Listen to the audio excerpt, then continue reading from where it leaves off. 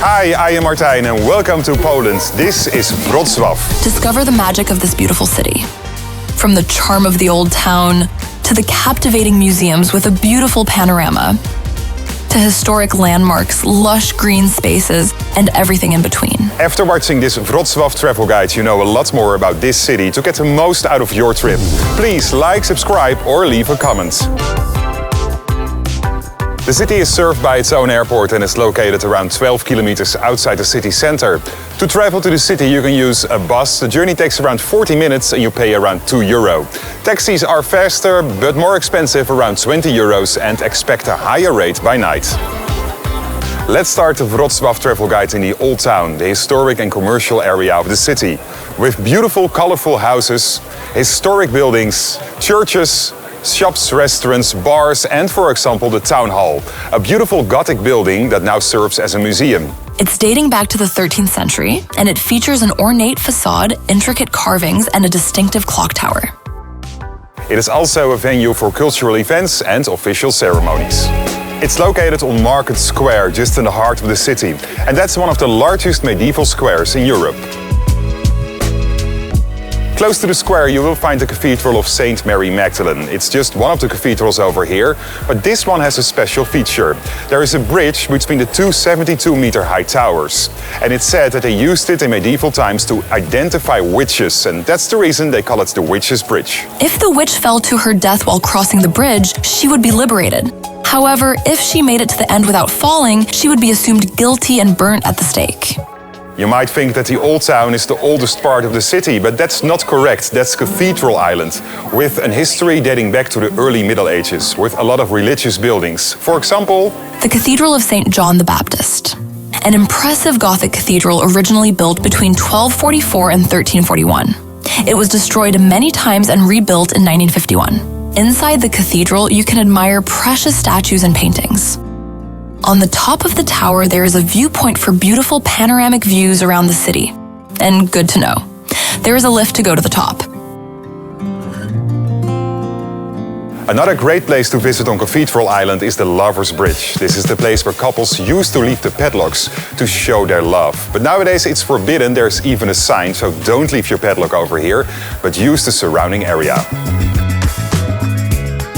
And then Dwarfs. Yes, the city is full with small bronze dwarf statues. They are iconic and dating back to the 80s, when the Polish anti-communist underground movement decided to fight against the government by painting graffiti of dwarfs on the city walls. The first monument of a dwarf was placed in 2003. Now, 20 years later, there are hundreds of them. In a moment, more about this beautiful museum and the Botanical Gardens. But first, the Hydropolis. This is a museum that is focused on water, with exhibits about the importance of the history of water. It's based in an underground water tank from the 19th century, and it covers 4,000 square meters. It is a place where a lot of multimedia technologies, interactive installations, replicas, and models show the water from different perspectives. And then the University Museum of Wrocław, which is well known for the beautiful Baroque architecture. The 18th century Aula Leopoldina is one of the most beautiful Baroque halls in the world. This stunning secular monument was built between 1728 and 1732 and named after Holy Roman Emperor Leopold I, the university's founder. The hall features intricate stucco decorations, frescoes, and wooden sculptures. A museum ticket grants access to several attractions, including the lecture hall, mathematics tower, with great views and exhibitions.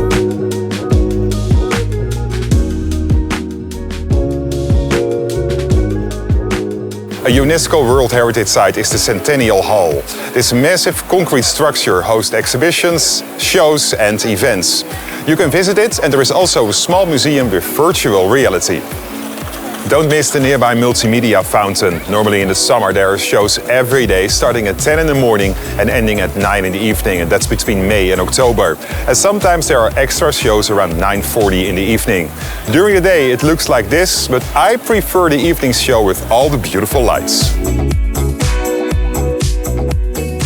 A perfect place to relax, chill and discover plants are the beautiful Botanical Gardens. It's located on Cathedral Island. The City University set it up as a place for students and researchers to analyze rare plant life. It is a perfect place to admire beautiful flora and fauna. In a moment, a beautiful panorama and the tallest building in the city. But first, a comprehensive museum showcasing Polish art, artifacts and exhibitions in the National Museum of Wrocław. It was established in 1947 and it is one of Poland's most important cultural institutions housed in a historic 19th century building. The collection includes 200,000 items representing all types of art, ranging from contemporary and modernist sculptures, paintings, drawings, and prints, to an extensive array of historical artistic craftsmanship, covering the period from the Middle Ages to the early 20th century. A painting you can't miss is the Battle of Racławice. It's a unique and immersive historical experience. It shows the battle that took place in 1794, in which the Poles won over the Russians. The painting is 140 meters long and 15 meters high. And then the tallest building of Wrocław, with panoramic views around the city, the Sky Tower. The building has a height of 215 meters, including the antenna, which was added in 2015. The tower contains offices, a shopping center, apartments, and there is a viewing point on the 49th floor.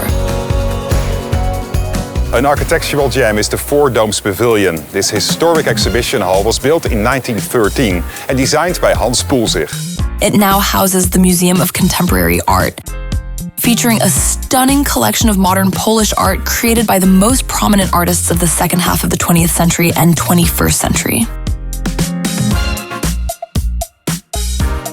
If you're looking for some greenery, you certainly have to visit the Szczytnicki Park. It's one of the oldest and largest parks in the city, with walking paths, a beautiful wooden church and a serene Japanese garden.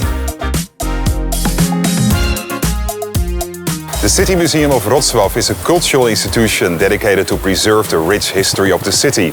They have several buildings in town, and today I visit one of them, and that's the Historical Museum, located in the Royal Palace.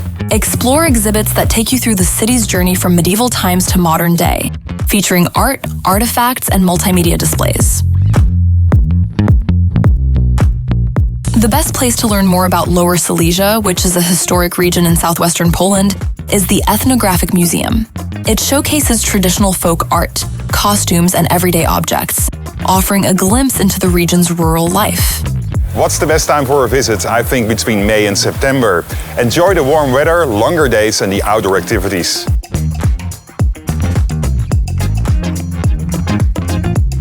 Please give a thumbs up. Thank you so much when you like this travel guide. And if you don't want to miss new episodes, just subscribe on my channel.